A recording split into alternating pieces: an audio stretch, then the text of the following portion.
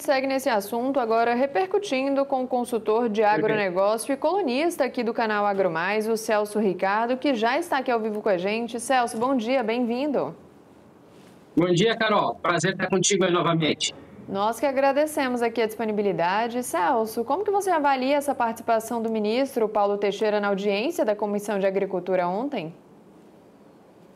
Olha, Carol, eu vejo com desespero até, né, na fala do ministro, porque as afirmações dele aí sobre quedas de preço dos alimentos no mercado interno mostra que ele não é um frequentador do mercado interno, a Conab também não sabe o que está dizendo, porque ele disse que a Conab confirmou isso, que o preço da carne caiu, que o preço dos ovos caiu, do óleo de soja, né, do próprio do arroz. Aí nós fizemos um parâmetro e uma análise rápida.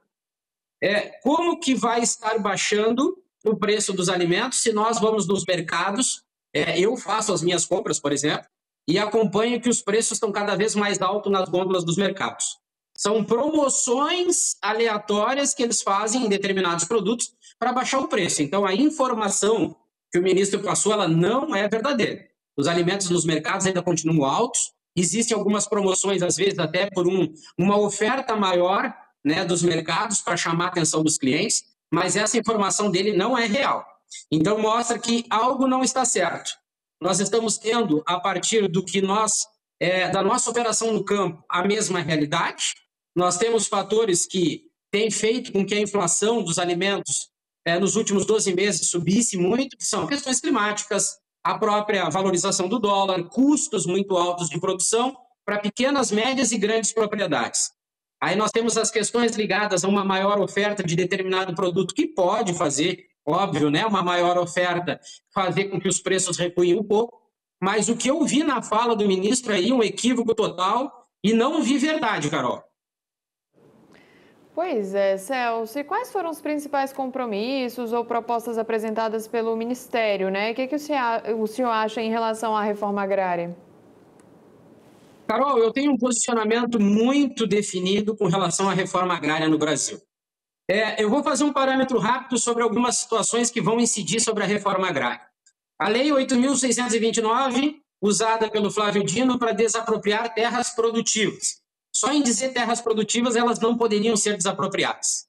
Depois nós vamos para uma análise assim. O Brasil, em termos territoriais, tem 70 milhões de hectares definidos para terras cultivadas, né, para a agricultura brasileira. Quando nós pegamos a reforma agrária, desde 1980, existem algumas informações que dizem que já foram 92, algumas literaturas que dizem que já foram destinados 92 milhões de hectares para a reforma agrária, outras falam em 88 milhões. Eu vou pegar de 88 milhões.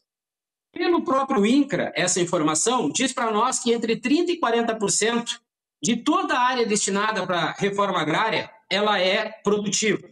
Ou seja, entre 60% e 40% não são produtivas e estão jogadas lá paradas. Nós temos no Brasil quase 100 milhões de hectares em terras degradadas. Então, assim, se nós analisarmos só esse parâmetro hoje, a Lei 8.629, na minha opinião, deveria ser totalmente revista e a desapropriação de terras produtivas para a reforma agrária tem que parar imediatamente no Brasil. Não é possível aceitarmos nessas condições que eu estou falando e nós precisaríamos, Carol, criar, sim, uma missão dentro do Brasil, criar um grupo para fiscalizar essas terras que estão desativadas dentro da reforma agrária, pegar essas pessoas, essas famílias que estão buscando uma oportunidade, sim, de produzir e se sustentar e realocar essas terras. Depois que o Brasil realocar todas essas terras, e aí sim, em cima de informação, de análise e fiscalização, ver quantas famílias ainda buscam e, a partir daí sim, começar a fazer uma análise. E não por terras produtivas. Precisamos considerar esse montante de terras degradadas. O governo tem que apresentar uma proposta e um projeto de restaurar essas terras novamente, tornar elas produtivas e aí alocar para essas famílias desses movimentos que nós temos, como do próprio MST, que busca uma oportunidade de produzir. Eu não vejo com bons olhos hoje e nem existiria necessidade de invasões de terra e nós temos sim que fiscalizar da mesma forma que está sendo fiscalizada as terras produtivas, essas áreas dos assentamentos que foram destinadas para a reforma agrária, que não estão produzindo nada. Isso eu acho que, para mim, é o primeiro fato, a primeira ação que deveria ser tomada no Brasil, Carol. E o que o setor produtivo pode esperar aí de políticas públicas, né, voltadas para o campo em 2025? Carol, eu vejo assim, né? Nós temos grandes problemas com relação às questões climáticas que estão afetando as áreas destinadas à produção agrícola no país, não só agrícola como pecuária, mas até hoje nós temos visto muita conversa e muito pouca ação, né? Uma ação que gere um projeto e um projeto menos burocrático, porque toda a área que nós destinamos dentro da nossa propriedade, ela é pautada de um financiamento específico. Quando nós temos uma quebra de produção, automaticamente o endividamento ele é real e também nós temos uma queda de produção que vai ajudar nessa inflação dos alimentos também. Além, é claro que eu vejo assim, de uma maneira urgente, um projeto de lei, uma proposta, uma política pública voltada para os custos, para o antes e o dentro da porteira. Se nós não tivermos no Brasil um projeto e uma proposta para tratar os custos, Carol, nunca que vai acontecer a queda no preço dos alimentos, porque os custos têm uma representatividade muito alta nos alimentos do Brasil. E óbvio que essa posição de livre mercado no Brasil, de dar totais liberdades para o mercado final colocar os preços, também precisa ser revista. Porque nós estamos vendo um produtor rural cada vez ganhando menos, nós estamos vendo o setor secundário e os mercados cada vez ganhando mais. Então, uma extremidade, que é o produtor rural, com problemas financeiros, e a outra extremidade, que é o povo brasileiro, pagando muito caro pelo alimento, e nós estamos vendo a insegurança alimentar aumentar no Brasil. Então, são caminhos que precisam ser analisados rapidamente, sem burocracia, e nós precisamos apresentar projetos de lei rápidos para isso. Caso contrário, nós vamos estar postergando um problema sério que está acontecendo no Brasil, que é custo altos e preço dos alimentos muito altos, Carol, para a população brasileira. E Celso, você acha que tem risco de insegurança jurídica para os produtores rurais em decorrência das ocupações de terras? Eu acredito totalmente nisso, Carol. Até porque que assim, um evento, vamos pegar esse evento agora, né? O Abril Vermelho. Um evento que ele é anunciado aos quatro cantos e nós não vimos por parte do Brasil um evento desses de invasão de terra ele ser abordado ou ser paralisado pelo sistema judiciário brasileiro. E isso mostra para mim, a partir das características que eu venho acompanhando nos últimos tempos sobre os assentamentos e a reforma agrária, que esse movimento do MST é um movimento político-partidário.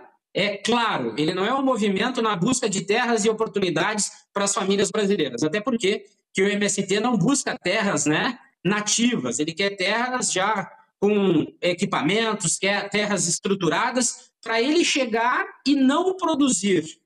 É o Celso que está dizendo? Não, isso são dados do INCRA, que todos esses movimentos têm gerado desapropriação de terras e a análise do INCRA mostra que só de 30% a 40% desses movimentos de terras são produtivos. Então, assim, vai causar insegurança no campo e essa insegurança vai causar também incertezas para o produtor rural investir. Tu vê que isso é um carrossel, né? É insegurança e incertezas, nós vamos ver até por parte das seguradoras critérios mais ríspidos com relação à liberação de seguros, porque são as incertezas jurídicas que estão levando nesse ponto, e isso vai acarretar menor produção, menor oferta e preço dos alimentos mais altos. Então, existe um conjunto de engrenagens que uma situação como essa, com certeza lá no final, vai causar prejuízo para o produtor e para nós consumidores, eu não tenho dúvida, Carol. Pois é, Celso, e como que você enxerga então essa relação, né, entre o atual governo e o setor do agro a médio e longo prazo? O que a gente pode esperar? Preocupante em todos os aspectos. Nós temos situações complicadas hoje, considerando o mercado interno e externo, né? Quando nós fizemos um diagnóstico, e eu fiz um diagnóstico recente sobre o agronegócio brasileiro, considerando os 26 estados e o Distrito Federal, a gente sempre começa um diagnóstico analisando os mercados, mercado interno e externo, né? Preço, produto, padrão e volume. Então, existe mercado para todo mundo. Só que quando a gente entra para as fronteiras para dentro, a gente tem que analisar o agronegócio como um setor que é extremamente importante para a economia, que gera emprego e renda, que tem uma movimentação econômica financeira muito forte dentro do Brasil. Então, ele precisaria ter mais atenção, mas não uma atenção apenas de uma oratória, e aí eu vou colocar a política partidária.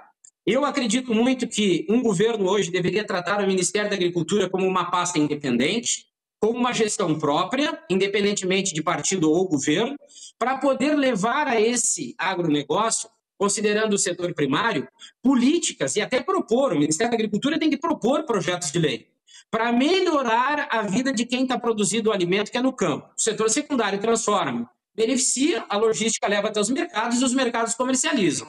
Então, o que eu vejo é que esse governo está muito preocupado em acompanhar um movimento, no caso esse o MST, das invasões de terras, que não é justificado, existem dados para isso, e é por isso que mostra que é um evento, um movimento político partidário, apoiado pelo governo.